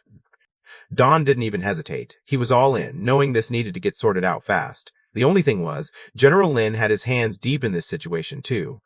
Uncle Lin always paid attention to what was happening around the neighborhood. He wanted everyone to feel safe. Dong, on the other hand, had his eyes on moving up in the ranks. He knew that just blending in with the crowd and working undercover wasn't going to be enough. If he wanted to get noticed and get ahead, he needed to actually get things done and show some real results. Jiangshan looked over at Dongpir, trying to figure out what he was really up to. Jiangshan gave a small smile. He had a plan to make some money, but he still needed someone he could really trust to help him out. The eastern block of the old district wouldn't be around much longer. It was set to be torn down soon. Dong's eyes went wide. He realized he needed to move fast and get ready before everyone else caught on. Dong figured that doing this would need a ton of money and knowing the right people. Jiangshan stepped in, letting everyone know he had the money and the right contacts to get things moving. But what he really needed now was someone who could handle problems when they came up, someone on the inside who could keep everything above board and make sure nothing went wrong. Jiangshan looked over with a smug grin, thinking it really just came down to whether Director Dong was interested in making some extra cash before calling it quits. He didn't waste time overthinking things. He nodded with confidence, ready to show he meant business. He decided that if someone was willing to trust him, he'd return that trust right back. From that moment, he started thinking of the guy almost like family, like a nephew he wanted to look out for. No matter what came up, he was down to help out, no questions asked. Uncle Dong finished up the deal with a calm nod, acting like he'd done this 100 times. He seemed to know more than he let on, especially about the demolition plan. The younger guy wondered how Uncle Dong got his information. Maybe the Lin family had tipped him off, or maybe he'd just figured it out for himself. Either way, it was clear Uncle Dong was one step ahead, always playing it smart. The next morning, Jiangshan walked back through the school gates. The class monitor hurried over and dropped to his knees, hitting the floor hard. She looked desperate as she reached out to Jiangshan, hoping he'd help her dad. She knew she'd messed up before and was really regretting it now, wishing things could go back to how they used to be. Even though it was hard to admit her mistakes, she was willing to swallow her pride if it meant Jiangshan might step in and help. He realized he was the only person who could reach the Lin family. The pressure was heavy on his shoulders. He knew if anyone could convince them, it had to be him. Desperate to fix things, he was ready to swallow his pride and do whatever it took, even if it meant going down on his knees and begging. When he bent forward, his wig slid right off his head. He pulled off his hat, showing that he was totally bald. Everyone in the class just stopped what they were doing and stared. A second later, everyone in the room burst out laughing. They couldn't help themselves after seeing what just happened. Some guys started joking around about someone suddenly getting wise, poking fun at his shaved head and calling him a new man. The whole vibe got lighter, and it was clear nobody was going to let him forget this anytime soon. Yang's face turned bright red as he tried to keep his cool, but anger was all over him. He couldn't stand the laughter around him and snapped, his frustration boiling over. Jiangshan stared for a second, confused. The guy had gone and shaved his whole head. Was his own haircut really that bad? The class monitor's eyes started to water, and he looked like he was holding it together just barely. He kept thinking about how he should have done things himself instead of letting that guy mess with it. Now, standing there, he felt super embarrassed, like everyone was staring at him for all the wrong reasons. Jiangshan let out a heavy sigh and stood up. He didn't think guys should be down on their knees like that. It just looked sad. The monitor glanced up, his eyes bright with hope, waiting to see if someone would step in and give him a hand. Jiangshan's expression changed, all trace of friendliness gone. He reminded everyone that he never claimed otherwise. He hadn't said what they thought. In fact, he pointed out that the guy's dad was the one who broke the rules, and if anyone knew the truth, it was his own kid. He realized it was time to stop trying to work things behind the scenes and just help out with the investigation. With that, he headed off, knowing class was about to begin. The monitor noticed that Jiangshan wasn't going to step in. He quickly brushed the tears from his face, trying to pull himself together. As he walked away, he shot Jiangshan a cold look. It was clear he wasn't done yet. Whatever had happened, he was determined to make Jiangshan pay for it.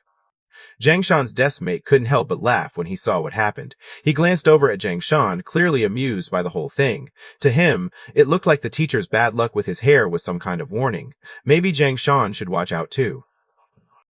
Later that night, the class monitor met up with some rough-looking guys in a quiet alley. Everyone looked tired and beat up, still carrying bruises from yesterday's fight. Some of their friends, like Fatty and a couple others, hadn't even made it out of the hospital yet. Even though they were hurting, the group seemed unsure about going through with whatever the class monitor had planned. He kept his cool and started getting things together, making sure nothing was left out. Even though things were tense, he moved quickly, focused on what needed to be done. The underlings did what they were told, their hands trembling as they lit the Molotov cocktails. One of the guys paused, clearly unsure. He looked at the others, not totally on board with what they were about to do. Getting into fights was one thing, but setting something on fire? That was a whole new level, and he knew it could land them in real trouble. He didn't buy any of that serious talk. To him, it would just look like some random accident, nothing more. It was time to finish things. He had to make sure nothing was left behind. As he walked away, he knew Jiangshan was about to find out just how bad things could get. Right when one of the guys lifted the bottle, ready to toss it, everything seemed to slow down for a second. Someone spoke quietly from the darkness, catching Yang off guard as he was writing poems under the window late at night. Yang stopped in his tracks. He looked around, trying to spot who or what was hiding nearby. His heart started racing as he tried to act tough, not wanting anyone to see he was on edge. He spun around, and his knees nearly gave out. Standing right there was Jiangshan. Jiangshan walked into the light, looking calm but serious. He spotted someone outside his house and wanted to know exactly what was going on. He noticed someone who definitely shouldn't have been awake at that hour. It caught him off guard, making him wonder why they were up when they were supposed to be sleeping. The boss snapped, clearly losing patience, and told his guys to go after him. But the group held back, remembering too well what happened yesterday. They recognized the guy. He was the one who took them down before, and none of them were eager to mess with him again. The hesitation hung in the air as they glanced at each other, not sure if they wanted a repeat of the last encounter. He looked at the other guy, waiting to see what he'd do. This was his shot to get even, to show if he'd step up or let the moment slide. He shouted as loud as he could, but everyone just stood frozen, not a single person willing to step forward. Jiangshan gave a quick smirk, looking like he already knew how things would turn out. He didn't seem bothered about who was stepping up first, because in his eyes, it wouldn't make a difference. Everyone there was going to end up in the same situation anyway. The next second, he rushed ahead, moving fast without thinking twice. His hand snapped forward fast, cutting through the air. He crashed his fist right into the thug's face. Blood splattered everywhere when the man dropped to the ground, his face messed up beyond recognition. Jiangshan's eyes lit up red, and just standing near him felt intense, almost like he was wild and dangerous. He looked down at the bodies on the ground, his face unreadable and icy. The thug dropped his Molotov, and as soon as it hit the ground, it exploded. Flames shot out everywhere, racing across the floor. Yang glared, his patience gone. He snapped, pointing at the guy and making it clear he wanted someone to take him out, no questions asked. The last guy standing caught sight of Jiangshan's eyes, glowing bright red. That was enough to stop him in his tracks. He just stood there, totally frozen, not sure what to do next. He spun around and took off running.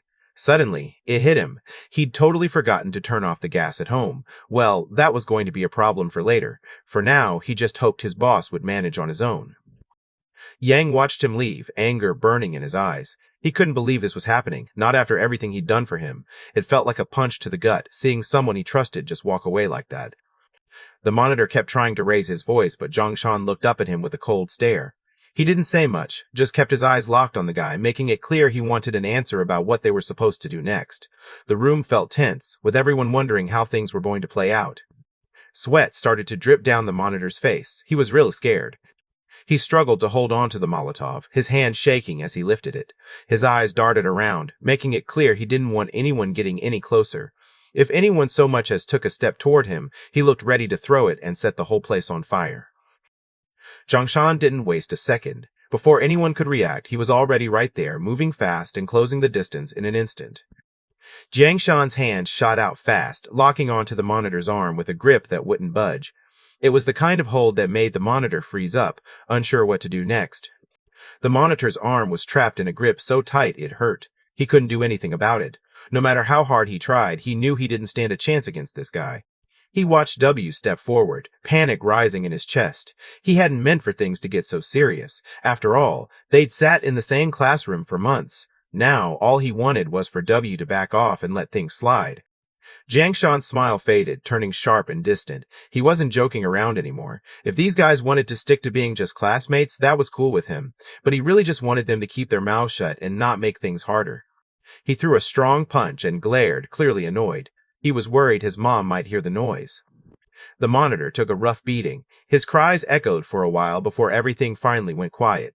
Not long after, the sound of sirens filled the air as police cars pulled up to the scene. People around started pointing and yelling when they spotted the bald guy trying to slip away. Everyone knew who he was and wanted to make sure he didn't get away this time. As they dragged the battered monitor away, he didn't go quietly. Frustration showed all over his face. He couldn't believe they were arresting him. In his mind, it was clear who started the whole mess, and he was still hurting from his leg being broken in the fight. He snapped at Director Dong, pissed off and hurt. All he could think about was how much his dad had helped Dong Li in the past, and now this was how he was treated. The anger burned in his chest, making it hard to hold back. Dong just smiled at Yang. He could tell that Yang hadn't really learned how to handle himself like an official. It was pretty clear that Yang's dad never sat him down and explained how things worked, especially when it comes to reading the room and understanding what's going on. Dong seemed almost amused, like he was watching someone try to play a game without knowing the rules. He knew messing around without checking the ground first was just asking for trouble. If you're not careful, you're the one who gets burned. Once the monitor was gone, Dong shot a grin over at Zhongshan. It was pretty late, but Dong seemed impressed with how Zhongshan had dealt with everything. He figured Zhongshan could use something to do and thought about giving him a new project, maybe to keep him out of trouble or just to see what he could handle next. Jiangshan didn't care about saving the guy's pride. He just turned his back and walked off, thinking about how he needed to get some rest. Real work was waiting for him in the morning. The next morning, Zhongshan made his way into the rundown old district. The streets looked rough, with old buildings leaning on each other and paint peeling off the walls. Trash was scattered along the sidewalk, and the air felt heavy, like the place hadn't changed in years. Zhongshan glanced around, taking it all in, knowing he was far from the newer parts of the city. Director Dong moved slowly down the muddy road, not looking too happy about it. The ground was full of potholes, and it didn't look like the kind of place anyone would expect to find much value. He seemed doubtful that there was any money to be made here, even if the whole area got torn down. Meanwhile, Zhongshan remembered what happened before. 17 people had actually become millionaires right on this spot. Zhongshan flashed a sly smile, like he was about to share something only the cool kids knew. The area was about to get swept up in the city's latest expansion plans. With the high-tech zone coming in, everyone knew land prices were going to shoot up. People were already talking about how much money they'd get paid out. Director Dong couldn't help but laugh out loud. He was clearly impressed that someone had picked up on that kind of insider info. In that moment, he felt pretty good about his decision. Maybe teaming up with this person was the right call after all. Jiangshan felt pretty good about his chances. Now that the old guy was on his team, he figured he could grab a decent chunk of the demolition project for himself. Director Dong wasn't finished yet. There were still a bunch of places left to look over, and he was already on the move, not slowing down for anyone. They showed up at this rundown bar called Slow Time. The place looked like it had seen better days, and there was a for sale sign hanging on the door. The guy slid a contract across the table, pointing to the spot where the boss needed to sign. $15,000. Just like that, it was his. Don checked out the place, taking in the details. It actually looked pretty decent, way better than he expected. He couldn't help but wonder why anyone would want to get rid of it. The owner let out a long sigh, looking tired. His son had gotten into gambling and owed a lot of money. Now, loan sharks showed up at the shop every day, demanding payment. If the owner couldn't come up with the cash soon, he knew he might lose the whole building. Dong smacked his hand down on the counter. He couldn't believe what he was seeing. His face tightened, clearly annoyed, as he thought about how disrespectful that was. Zhongshan's eyebrows pulled together as he watched the debt collectors show up right before the demolition. The timing was just way too perfect, and it made him uneasy. Zhongshan looked over, curious about the new guy. Chun Jin-Hu, the guy everyone called Tiger, had his eyes on the bar. For some reason, it looked like he cared more about the place than the money that was owed. The owner couldn't shake off this uneasy feeling, so he decided to sell the bar as quickly as possible, not wanting to stick around and see what might happen next. Jiangshan stopped in his tracks, caught off guard. He gave a small smile, realizing what was going on. It was clear now someone else was interested in the old district. Director Dong was ready to kick back and have a drink to celebrate, but Jiangshan was already on his way out the door. The director held on to the contract, knowing he couldn't let his guard down. There were others out there, all hoping for the same shot. This wasn't the moment to get comfortable. He had to stay sharp and keep the contract secure.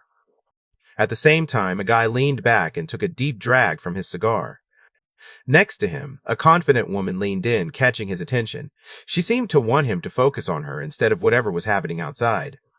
The man didn't bother to look back. He stood there, acting like he owned the place, almost as if checking out everything was his right. He seemed to think he was the boss, just coolly sizing up his surroundings like it was his kingdom. The woman moved in a little closer, her voice getting softer as she looked at him. She seemed curious, almost teasing, as if she was trying to figure out what all the fuss was about with him being called king. It was almost like she wanted to see how he'd react, maybe even test if he'd treat her any differently now. He laughed, looking proud. Qin Jinhu had been in charge of the knights in Jingcheng for 2 decades. People called him the Night King. Casinos, loan sharks, pawn shops, even the local transport. This guy had his hands in everything. People around the city started calling him Chun Half City because it felt like he owned half the place. Once it gets past midnight, everyone knows he basically runs the whole town. Right then, a car pulled up and stopped close by. Inside the room, Director Dong spoke up. He mentioned Xiao Zhang and Qin Jin, that guy everyone knew for being tough and kind of unpredictable. If Qin Jin got involved with the whole demolition thing, it could cause real trouble. People were saying he had ties to the Chun family over in the capital. Zhongshan felt a sudden sinking feeling in his gut. He started to wonder if this had something to do with the Qin family. Back in his previous life, the Chun family was the one who took him down. He noticed they had arrived and made up his mind right then.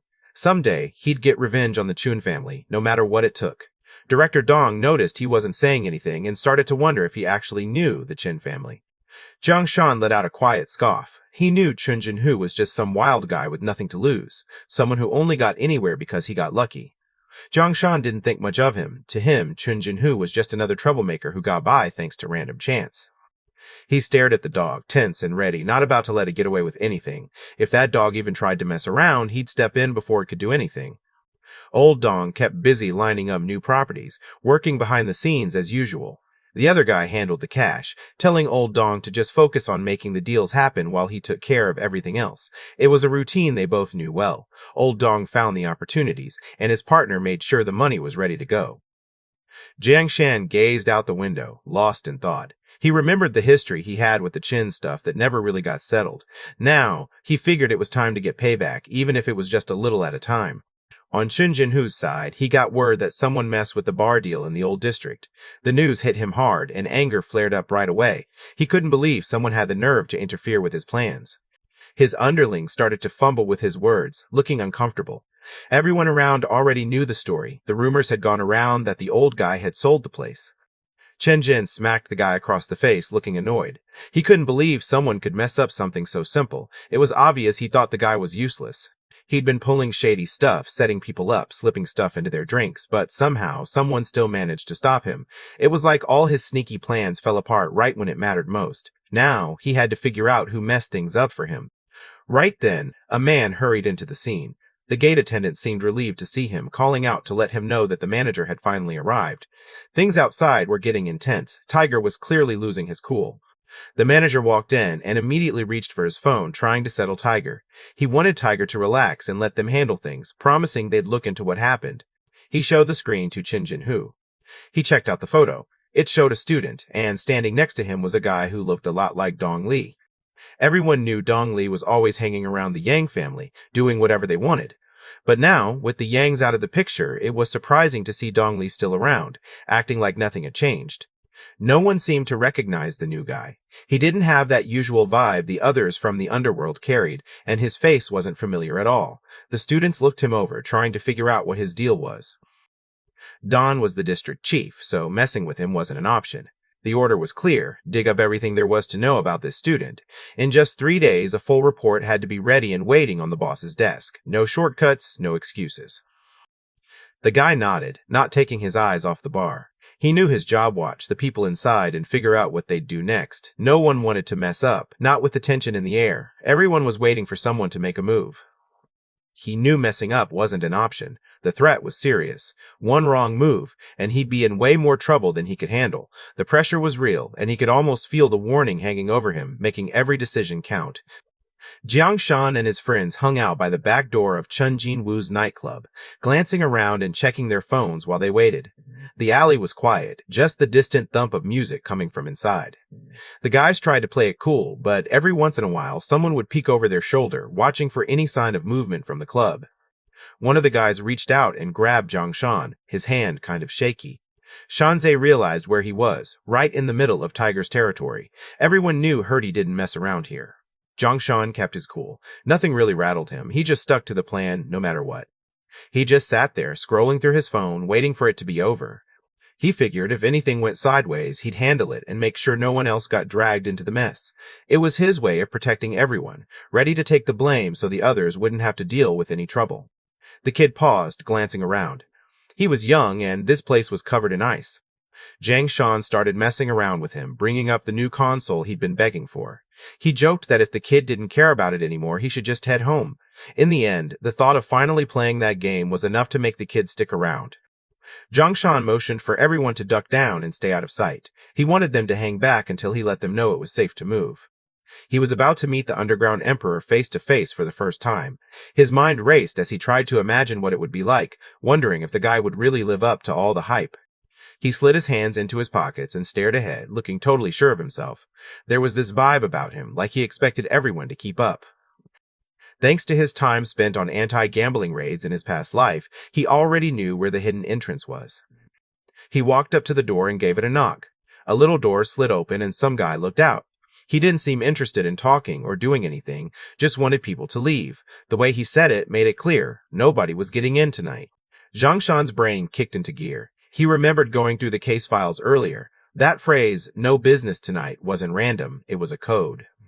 Sometimes, getting it right is all about luck, whether it's for business or anything else. The hatch slid open, and the guys on the other side stepped back, making room for him. They treated him with respect, all eyes on his new look as he walked in.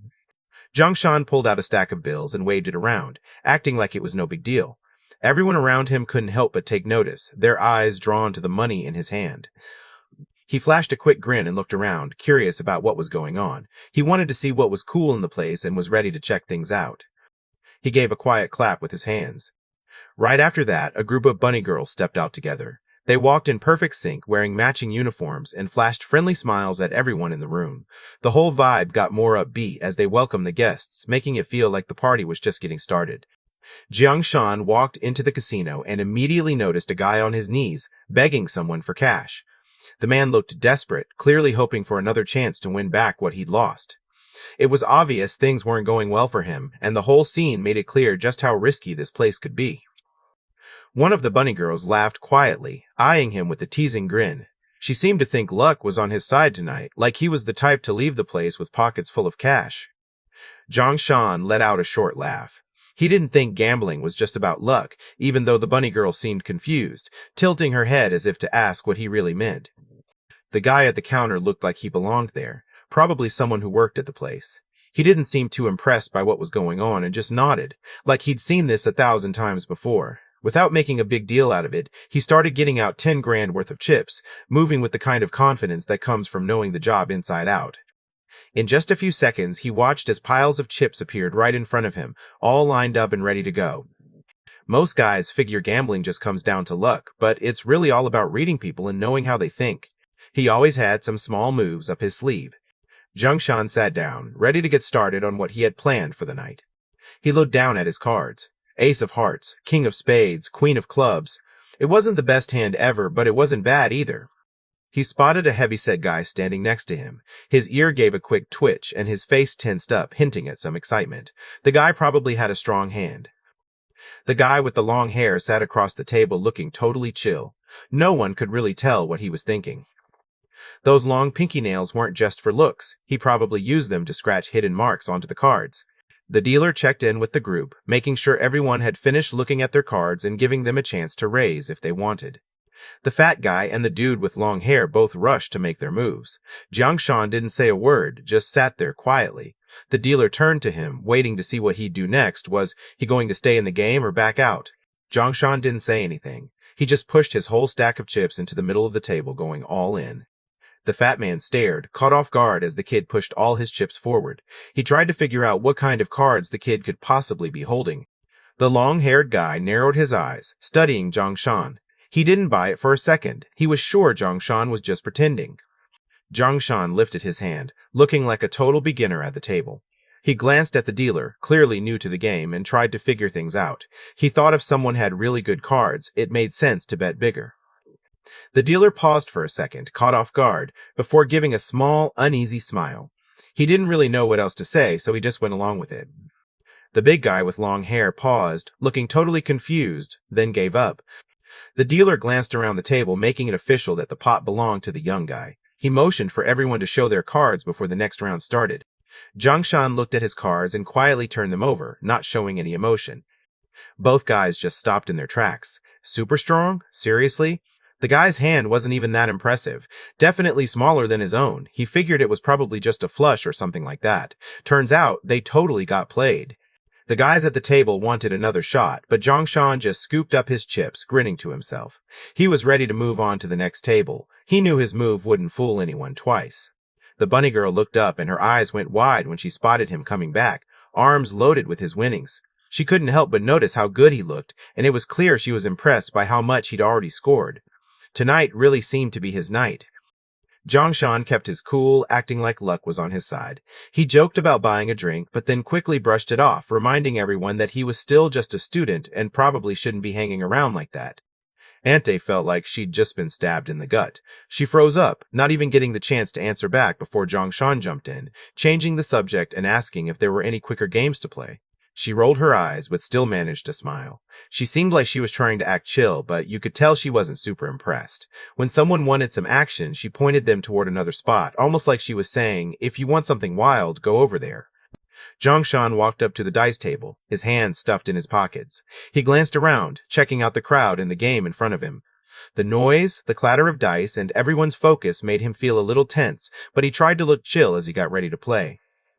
The dealer gave the cup a solid shake. Inside, the dice bounced around, making that sharp, steady sound everyone recognized. Jiangshan closed his eyes and just listened. The sound of the ball changed as it hit the ground, each bounce coming at a different angle. 4, 5, 6 times. The noise was softer than usual, kind of dull. Out of nowhere, his eyes flew open, like something clicked in his mind. He understood what to do now. The last eye settled into place, with 6 of them looking straight down. The dealer looked around the table, giving everyone a heads up that it was time to make their last moves. Nobody could add more chips after this round, so the pressure was on. Each player checked their cards, trying to decide what to do next, while the room felt a bit more tense than before. Jiangshan shoved his whole stack of chips to the center of the table, betting everything at once. The dealer looked surprised, watching as the kid pushed all his chips in again. Lately, it seemed like this guy just couldn't lose. The dice landed on 4, 5, and 6, just like everyone thought they would. That meant a big win. Right away, the crowd went wild. The dealer stared at the table, clearly annoyed. It just didn't make sense. This kid kept winning round after round, and he wasn't even using any tricks or gadgets. Jiangshan leaned back, barely looking interested. He nudged the guys to keep playing, half yawning, clearly tired and ready to call it a day. Winning fast was all he wanted. He just wanted to head home and crash. The dealer clenched his jaw, annoyed. If this kid kept winning at this pace, he'd have to answer to his boss, and that was the last thing he wanted. While Jiang Shan went about his business, someone was keeping an eye on him through the security cameras. Chun Jin-hu sat in the monitoring room, clearly annoyed. He slammed his fist on the table, frustrated with what was happening on the screen. It seemed like someone out there didn't know when to quit, acting like the place was just a free-for-all. Jin-hu watched closely, his patience running thin. He looked over at his guy and signaled for him to bring the Japanese chicken right away. Jiang Shan sat at the table, totally in the zone. His stack of chips kept getting bigger, almost looking like a small mountain in front of him. Every hand seemed to go his way, and the other players were starting to notice. Everyone nearby stared at him, totally impressed. No one could believe how much money he'd just won, millions, right there in front of them. Some of the guys started to wonder if he was just insanely lucky or maybe something even crazier, like he had some secret skill no one else knew about. Some guys nearby started murmuring, saying he looked like he had nothing left in him. They figured the boss would snap soon and might even get rid of him just to cover the debt. Right then, the casino's inner door burst open. 2 huge guards led a woman out. She moved smoothly, totally chill, but there was something about her that made everyone tense up, like she was dangerous without even trying. The girl moved forward, her eyes locked on the dealer. She didn't hesitate or waste any time. Taking control, she made it clear she was in charge now, ready to deal with whatever was coming next. She glanced across the table at Jiang Shan, her eyes sizing him up. Jiang Shan stopped for a moment. He thought he had seen her somewhere before. The manager raised his voice so everyone could hear, letting the whole place know that, starting now, Ms. Nozama Chizuru was going to be the one taking care of their guest. Jiang Shan felt his heart jolt. Nozama Chizuru's name flashed through his mind. She was supposed to be off in the Golden Triangle right now. Chizuru tapped her fingers along the edge of the dice cup, her expression cold and serious. She waited for him to make his move, looking like she was ready to handle things herself.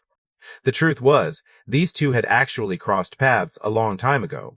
On May 17, he found himself in Shibuya, Tokyo. At night, Shibuya was wild. The streets were packed, cars and bikes weaving through the crowds and music blasting from every direction. Neon lights flickered over everyone's faces, making the whole place feel like it never slept. Even with all the noise and madness, something about it made people feel awake, like anything could happen. Even with everything going wild, there was something weirdly cool about the whole scene. Jiang Shan shut his eyes for a second, letting the heat of his drink sink in. Chizuru moved in close, her face just inches from his. She told Mr. Jiang not to look away, noticing how intense his eyes were, sharp and focused, almost wild. That cold, steady look caught her attention, and she wanted him to keep his eyes on her. Jiang Shan thought back to that night. Chizuru had an edge to her, kind of like a cat that you shouldn't mess with. She thought about how cats never really care about what you're hiding. All they want is for you to feel a little better, at least for a while. Sometimes, just having one around makes the night less lonely. She was a little buzzed, her voice low and smooth. She told him that if he really wanted to hear what the dice had to say, he needed to pay attention to the way the cup moved in his hands. He could pick up on even the smallest movements in his opponent's muscles. Right then, his heartbeat thumped in his chest, steady and real. The memory broke apart when the sound of dice snapping together pulled him out of it. Chizuru was already there, giving them a shake. Jiang Shan shuts his eyes and really focuses, trying to catch every sound around him. He noticed everything about her, the way her neck tightened, the way her clothes moved when she shifted, even the steady beat in her wrist. It all stood out to him, almost like time had slowed down. She paused and set the dice down, moving her hand smoothly. That was his cue. It was time for him to place his bet. Jiang Shan Grint stared at his cards, his heart beating a little faster. He pushed his chips forward, going all in. He had triple threes, not the strongest hand, but he was ready to risk it. Chizuru stopped cold. Someone just went all in on a triple play. That shouldn't even be possible. He couldn't figure out how the other guy could have seen it coming. Jiang Shan kept his cool and signaled for Ms. Nozama to continue. He wanted her to open it, watching her every move but not showing any nerves. She pressed her lips together and slowly picked up the cup. 3 cards sat on the table, each one a 3. The casino suddenly went quiet. Even with so many people packed inside, it was strangely still, almost like time had stopped for a second.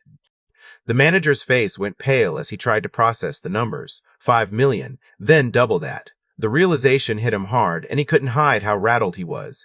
It was clear the company was losing a ton of money, and he was starting to panic. Chun Jin-hu stood in the monitoring room, his fists clenched tight and eyes narrowed in frustration. Someone was clearly messing with his plans, and he was determined to find out who it was. He wasn't the type to just let things slide. He looked around, already thinking about how he'd catch the guy behind all this. One of the boss's guys rushed in, out of breath. He had just seen something wild. The student who bought out the boss's bar was here. He couldn't believe what just happened. The guy actually bought his bar and took all his money, like he'd completely lost it. He spotted a bow lying nearby, which caught him off guard for a second. Without wasting any time, he grabbed his blades and followed, determined to get to the bottom of this, even if it meant digging into the past. Zhongshan headed over to the counter to pay, phone already in his hand. As he finished up, he started calling Dingji, ready to let him know it was his turn. Chun Jin-hu burst into the room with his crew right behind him. His eyes locked onto the guy who'd messed up his place, and it was obvious he wasn't about to let things slide. The tension in the air got heavier, and everyone could tell things were about to get serious. He lifted the machete high above his head and let out a loud yell, his whole body tense. Suddenly, the lights just went out. The whole place was swallowed by darkness. As soon as the lights flickered back on, everyone saw Chun Jin-hu lying on the ground. Blood was running down from his forehead, making it clear something serious had just happened. Zhongshan snatched up the duffel bag packed with cash and took off toward the back exit. His hands still tingled from how rough that last guy's skin had felt. He glanced over his shoulder, wondering if Donjay was still stuck in the control room, hoping his friend was ready to move. Right then, a smooth voice called out from behind him, clearly searching for someone good-looking. The bunny girl from earlier showed up again, but this time she wasn't alone. She had a whole crew of tough-looking guys with her, all backing her up as she walked out from the darkness. She stared him down, her eyes icy and sharp. It was obvious she wasn't in the mood to mess around, and everyone could tell she meant business. Jiangshan didn't let her finish what she was saying. He just cut her off, asking Annie to move so he could go home. The bunny girl lost it. Her patience was gone, and she was done playing nice. She didn't want anyone calling her Andy, and hearing it just set her off even more. She snapped at the security guys, making it clear she wanted them to grab the guy who tried to mess with the casino. In this place, nobody gets away with taking the house's cash, and she wanted every last chip brought back. The guy stood his ground, facing off with the thug. The threat was clear: give up what they wanted, or get beat up and deal with the bruises later. The thug didn't care about anyone's looks and made it obvious he wouldn't feel bad if things got ugly. Jiangshan's stomach tightened. This was definitely not how he wanted things to go. Messing things up with the girls here was the last thing on his mind. The bunny girl stared him down, her eyes sharp and unblinking. It was clear she wasn't just standing up for herself. She was making it known that messing with her meant messing with Tiger too. Jiangshan just shrugged, totally unfazed. Rabbits helping out the tiger? Whatever. To him, it was just a few more minor problems to deal with. As the platform trembled beneath their feet, the two figures stared wide-eyed at the swirling azure tier ripping open the sky above the assembled soldiers and ships. A startled voice broke through the tense air, insisting with rising panic that only an immortal emperor could force such a gate, and questioning, breathlessly, how such unimaginable power could manifest within this sealed realm. Hovering before pale, ghostly chariots, the old woman wore a triumphant smile, her pride unmistakable. She murmured that Luo Dong may have seized Xiaomeng Qian's 9-yin spirit body to step into the realm of immortal emperor, convinced destiny still walked hand in hand with the Luo clan. Suspended above a shattered, glowing battlefield alive with crackling mystic currents, the MC and princess hovered shoulder to shoulder. Their expressions remained calm yet resolute as they summoned overwhelming power, twin pillars of strength holding steady within the storm. Jaw clenched in rage, the matriarch snapped that the Jiang family's reckless arrival inside the secret realm was a blatant insult to the Luo clan, as if their name and power meant nothing at all. The two locked eyes, resolve burning between them. "Are you ready?" one asked. The other answered with a confident nod, promising that everything could be entrusted to her. In that brief moment, a silent pact was forged. They would face the coming storm together. With unwavering resolve blazing in her eyes, the young woman lifted her radiant hand, light spilling across the battlefield. Her voice rang with royal authority as she commanded the soldiers of the great Shah divine dynasty to obey her call and prepare to stand firm. Mist curled over the wooden dock as tension snapped into panic. One armored soldier barked for an immediate retreat, urgency sharp in his voice, while his startled companion spun toward him in disbelief, struggling to grasp the sudden shift in command. A tense general stepped forward, voice trembling as he demanded to know whether Jiang had forced the princess into compliance.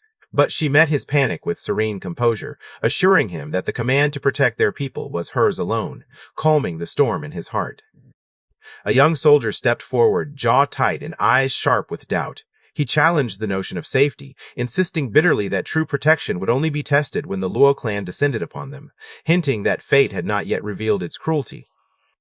Amid drifting clouds and silent warships suspended in the heavens, the woman stood poised at her vessel's bow. Serenity cloaked her features, yet a quiet spark of curiosity lit her eyes as a horse-drawn sky carriage glided toward her like a dream carved from legend. Her eyes burned with venom as she stepped forward, voice trembling with simmering rage.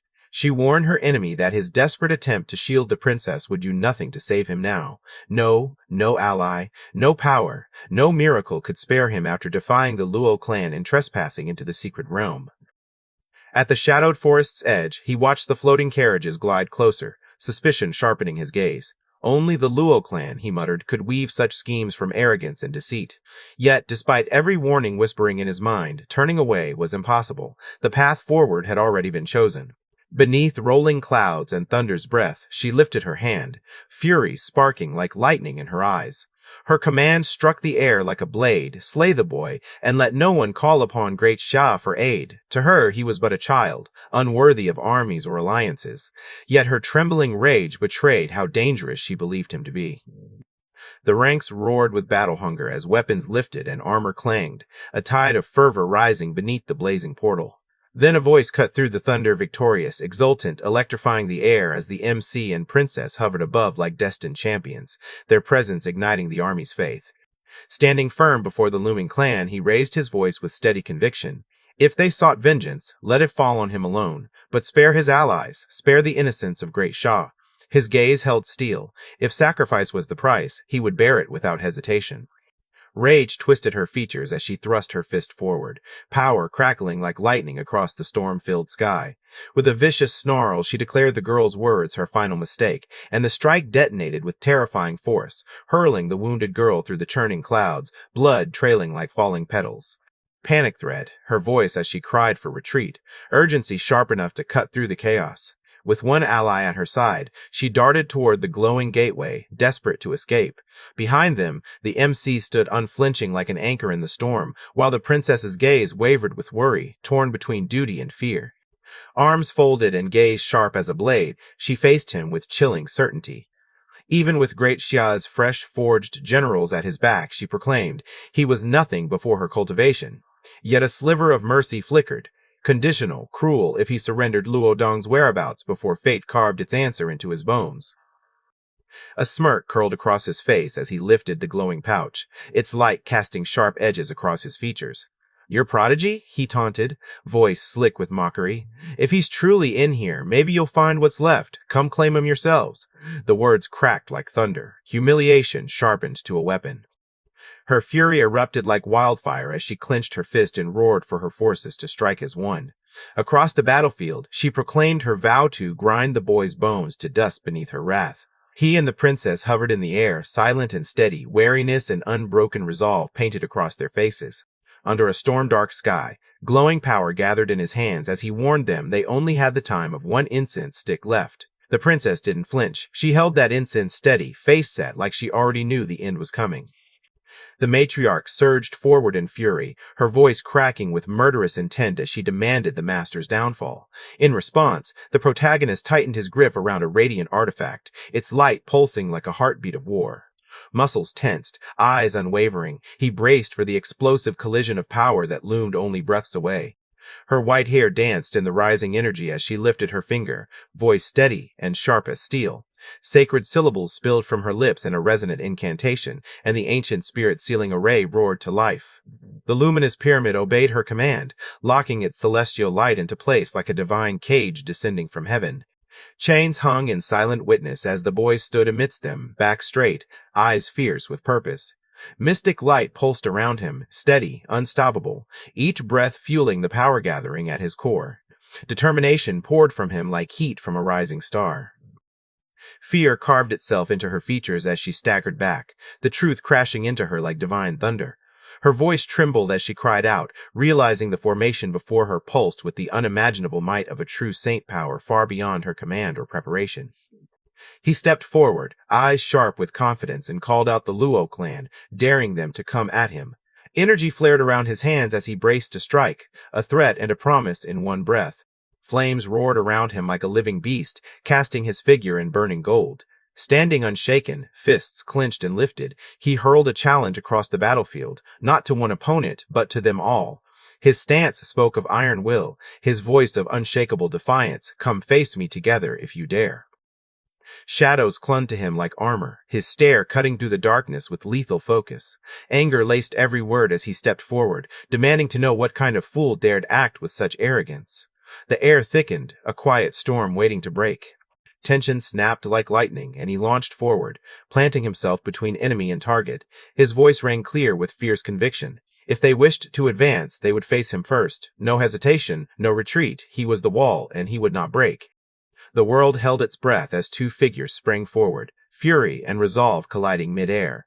One roared a venom-laced insult as he swung, rage burning through every muscle. The other answered without words, stepping into the strike with unwavering steel in his gaze. The clash felt destined, the spark before an inferno. His command cut through the room like steel, and the subordinates faltered, trading uneasy glances before stepping toward the trembling woman. Doubt flickered in their eyes as he repeated the order. Any means necessary. Fear rippled through the space, and the air thickened with dread as they closed in on her. Her pleas trembled through the silence, fragile and desperate, while the three men stood over her like unmoving statues. Their faces held no mercy, only duty twisted by fear. As she begged the manager to stop, dread tightened around her like iron chains, her terror rising with every heartbeat.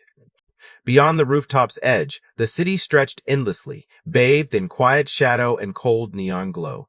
Towers stood like silent watchmen, gazing over empty streets, and the night held a hushed anticipation, as though the world waited for something sharp and unstoppable to strike the darkness. The clock chimed softly, echoing through quiet halls, and the classroom settled into stillness. With practiced calm, the teacher's voice floated over the students, guiding them to page 17 and the first question, a simple command that reset the rhythm of the room, drawing restless minds back into order. Between piles of books and messy desks, two exhausted students kept studying. One finally snapped, waving at the problem. If A is parallel to B, then none of this makes sense anymore, he muttered, completely drained. He hovered over the worn map, marking fresh positions with deliberate care, each stroke measured and exact. Opportunities sprawled before him like tempting stars, yet he forced his breathing steady, reminding himself that power came not just from ambition, but from restraint. One wrong move could cost everything. His fingers tightened around the pen, knuckles pale beneath the strain. A quiet decision settled over him, bitter yet sharp with clarity. To survive the storm he sensed approaching, he would need to pull back now, withdraw before chaos crashed down and swallowed everything. Silence stretched, heavy, electric, suffocating. His gaze locked onto his companions ahead, their silhouettes framed by the harsh red gleam bleeding into the air. Muscles tensed, shoulders squared. Each breath carried the weight of an inevitable clash waiting just beyond the darkened edge. Confusion clouded Jiangshan's eyes. His brows knit tight as the question on the page warred with the thoughts frantically spinning in his mind. The classroom felt frozen. Pencils stilled, breath hushed, suspended between silent panic and stunned disbelief as he struggled to make sense of anything at all. His voice tore through the stagnant quiet, frustration sharpened to a blade. Anger flared as he lashed out, accusing the absent student of hopelessness, demanding to know whether there was any genuine will to rise, or only hollow excuses echoing in wasted time. He nearly dropped the stack of books, blurting quickly that he'd been listening. Bananas were the topic, right? His forced confidence crumbled under the pressure, written plainly across his stressed face. The teacher's sharp voice cracked through the classroom, echoing with finality. His stomach dropped as reality struck. Extra lessons, starting today. The weight of failure pressed cold against him, dread settling like iron as the room seemed to close in around his tightening breath. His gaze snapped to the snoring boy slumped over a tower of books, still muttering in half-dreams. With a flare of irritation, he pointed sharply, voice rising as he demanded to know why he was being punished while this shameless sleeper escaped untouched, sprawled in peaceful defiance. Half awake and slurring his words, he muttered something about lines and planes converging, his thoughts dissolving faster than he could speak them. Sleep pulled him down like a tide, dragging logic and dignity along with it.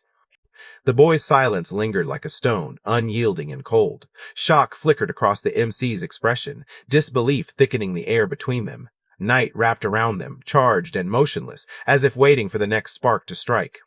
They walked in a slow march beneath the dying sun, long shadows trailing like ghosts of their steps. At the forefront, the boy pushed open the creaking door, and the others paused behind him, breath held in hushed excitement, as though crossing a threshold into something new, uncertain, and hopeful. Jiangshan paused at the doorway, one foot hovering in uncertainty as her gaze sharpened. Suspicion carved across her features as she studied his uneasy stance, voice cool as she called out his lateness. A test wrapped in a simple question, the air suddenly charged around them. His expression remained sour, frustration clinging stubbornly to his features. Under his breath, he grumbled about rigid rules and mandatory tutoring, each obligation stacking like bricks on his shoulders, the world suddenly feeling too structured, too heavy, too demanding. From the dimness she stepped nearer, soft light brushing her features, hair casting gentle shadows across her calm expression. Her voice fell quiet but firm as she reminded him that discipline breeds success, that building good habits now would shape his path forward, a gentle truth delivered with steady grace. Rather than falter, she lifted her chin higher, confidence sharpening like steel beneath silk. With cool determination, she declared that nothing stood between her and the person she intended to become. Her stance radiated challenge, as though daring the world itself to try and stand in her way. She stood calm and confident, and he looked up with a friendly grin, surprised they were both there for tutoring. With a composed smile, she corrected him. She wasn't a student at all, but the teacher, instantly shifting the dynamic between them. Under the bright clinical lights, tension tightened like drawn wire. With a challenging stare and defiant tone, he countered sharply, insisting that if they were equals, neither had the right to command the other, his pride refusing to bow even for a heartbeat. Her confident smile only sharpened, and his composure wavered. Anxiety twisted in his chest as he struggled to fathom how someone so effortlessly assured could already stand so far ahead. His thoughts raced, realization dawning. The world he had stepped into was filled with opponents far more formidable than he imagined. He steadied himself and stepped forward with new confidence. Her presence didn't shake him, it motivated him, pushing him to enter boldly, every step strong and sure. Her determined words lingered in the air, and he felt a twist of unease. The room fell quiet, tension settling between them like a held breath. Even after she finished speaking, she kept her calm stare locked on him. She didn't need to repeat herself. Her look alone made it obvious she expected Jiang Shan to step up. The determined girl gripped his tie, her voice ringing out as he called to his classmate Jiang. Her eyes unwavering as she confessed that her reason for coming was solely because of him. She pulled his tie, making him fall towards her, the tension escalating as she remained calm and offered only a slight, knowing smile. Then, keeping her composure, the girl leaned even closer to his ear and whispered with a commanding tone that he should listen to his teacher, intensifying his discomfort as anxiety flickered across his face. Noticing the vivid flush on his ears, she seized his tie with a playful grin, teasing that his embarrassment had become all too obvious as he looked down, unable to meet her gaze. Then, as her teasing words lingered in the air, his cheeks deepened in color while she chuckled softly, delighted to have drawn out a hidden side of him he rarely allowed anyone to see. Startled by her pointed question, he scrambled to collect himself, embarrassment coloring his face as she watched with a mixture of amusement and exasperation. Then, maintaining her confident grip on the tie, she challenged him to calculate her pulling force, explaining that it would be determined by his weight, the friction between them, and the strength of his resistance. At his suggestion, she nodded with quiet determination, turning away as he braced himself for the lesson, the tension between their contrasting demeanors filling the space with anticipation.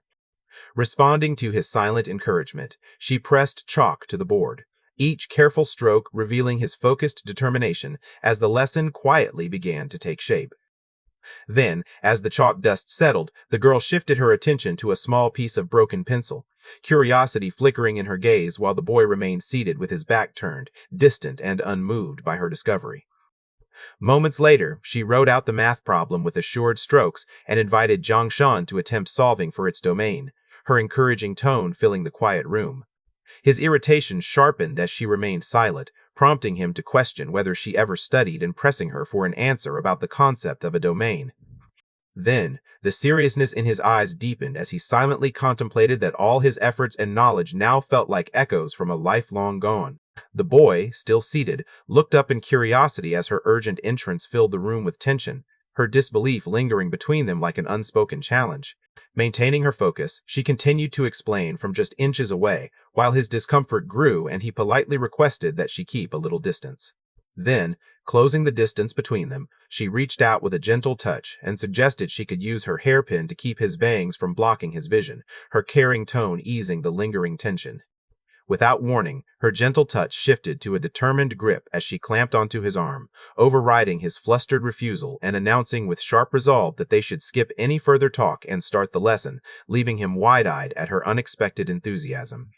That defiant declaration crackled between them, his eyes burning with furious certainty as he challenged anyone to doubt the breadth of his past trials. Amused by her own confession, she tossed her hair and let a sly smirk linger, the air thick with unspoken challenge as her boldness met his simmering defiance. As the last rays of sunset painted the quiet schoolyard and the clock tower stood watch, a sense of calm relief settled over everything, marking the end of a long-awaited event. Then, as Zhongshan focused on retrieving his book, he heard the girl's gentle yet firm reminder echoing her concern that he not forget to review what they had learned. In response, the girl's mischievous smile widened as she threatened to give him special guidance, causing the boy to nervously back away with his bag and hastily insist that she stay away from him. The late sunlight lingered as she studied his composure, her concern about the heat softening when he replied that he truly wasn't bothered, leaving the warm silence to settle between them. Then, as her words hung in the air, his pace slowed and he responded with a questioning look, sensing her anxious need to reach out.